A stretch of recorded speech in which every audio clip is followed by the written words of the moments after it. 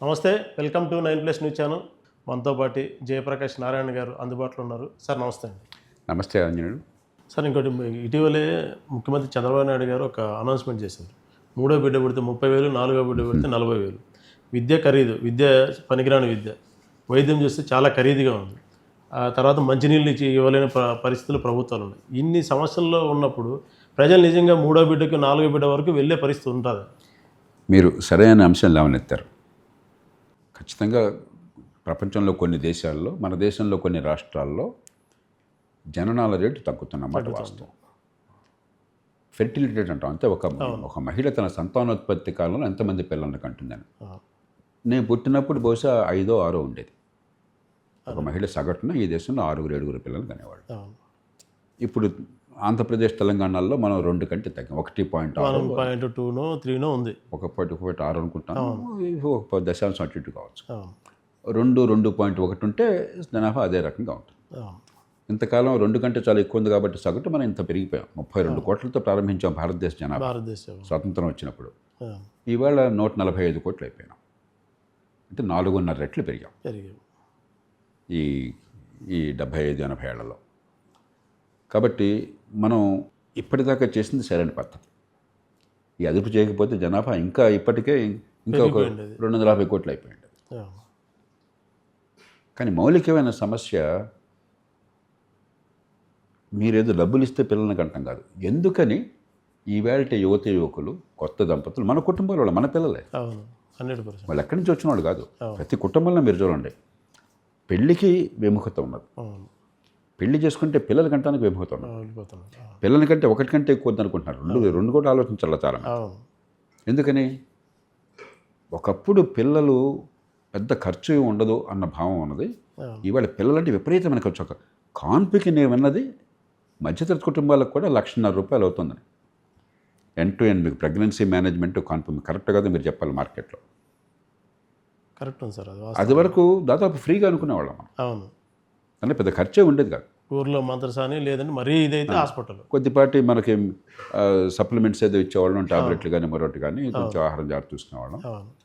అలాగే పిల్లలు పుట్టినప్పటి దగ్గర నుంచి ఆరోగ్యం సంరక్షణ కావచ్చు. స్కూళ్ళకి ఆ ప్రీ ప్రైమరీ స్కూలు ఎల్కేజీకే ₹1,00,000 ఇవాళ తీసుకుంటారు.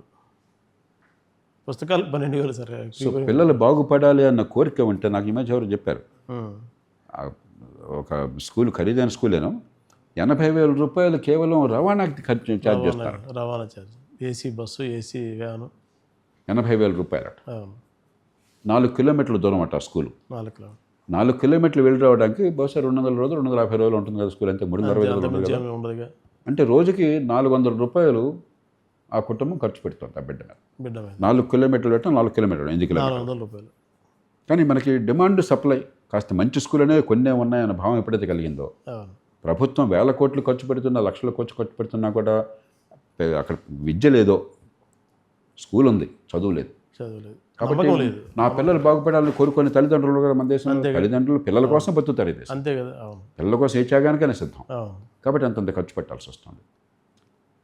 ఇదంతా చూసిన తర్వాత ఇప్పుడు పూర్వంలా కాకుండా ఇప్పుడు ఏమవుతుంది, పూర్వం మహిళ ఇంట్లోనే ఉండడం అనేది ఒక సాంప్రదాయం. ఒక తల్లిగా, ఒక గృహిణిగా అదే ప్రధానమైన కర్తవ్యం కూడా. మరి ఈవేళ ఆడపిల్లలు బాగా చదువుకుంటున్నారు, చదువుకోవాలి, రాణిస్తున్నారు. మగపిల్లల కంటే ఎక్కువ రాణిస్తున్నారు విద్యలో చాలా సందర్భాల్లో.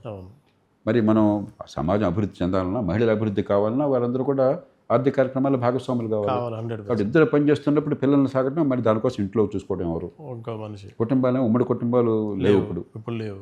న్యూక్లియర్ ఫ్యామిలీస్ అయినాయి. ఇది మన దేశంలోనే కాదు, ప్రపంచమంతా జరుగుతుంది.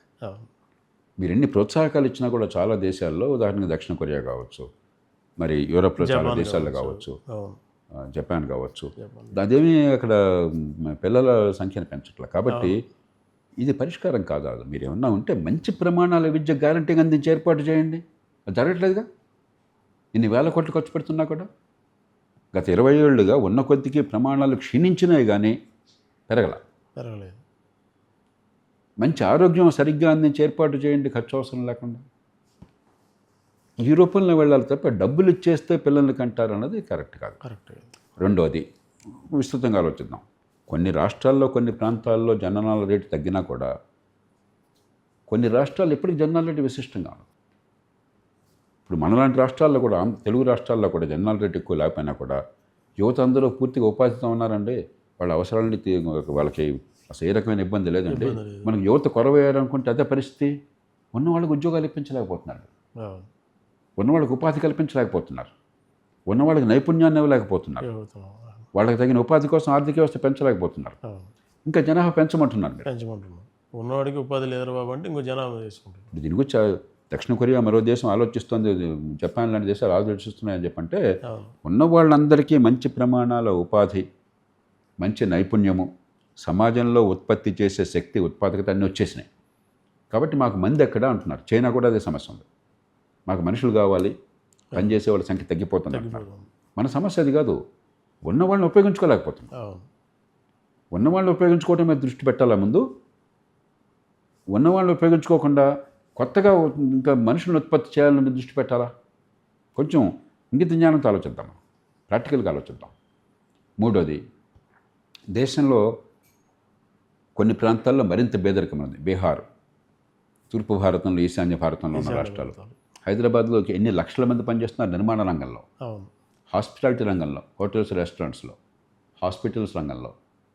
లక్షల మంది ఈవేళ దేశంలో వివిధ ప్రాంతాల నుంచి, ముఖ్యంగా బాగా మనకంటే కాస్త వెనక ఉన్నారు, ఆర్థికంగా అవకాశాలు తక్కువ ఉన్నారని చూస్తున్నారు. అలా ఉన్నంతకాలం ఈ దేశంలో ఏ పౌరుడైనా ఎక్కడైనా నివసించవచ్చు. కాబట్టి మనకు కొరత లేదు, మనుషులు కొరత లేదు. కాబట్టి ఆ మైగ్రేషన్ మీరు మరింత సులభం చేయండి, వాళ్ళని గౌరవించండి, వాళ్ళకి పూర్తి హక్కులు కల్పించండి. అలా దీర్ఘకాలికంగా ఆలోచించాలి. కానీ ఇది చాలా నీజర్క్ రెస్పాన్స్ అంటాం. అంటే ఏదో తాత్కాలికమైనటువంటి రెస్పాన్స్ తప్ప దీనిలో పెద్ద ఫలితం ఉండదు. ఇది కాదు సరైన మార్గం. Thank you sir. Thank you.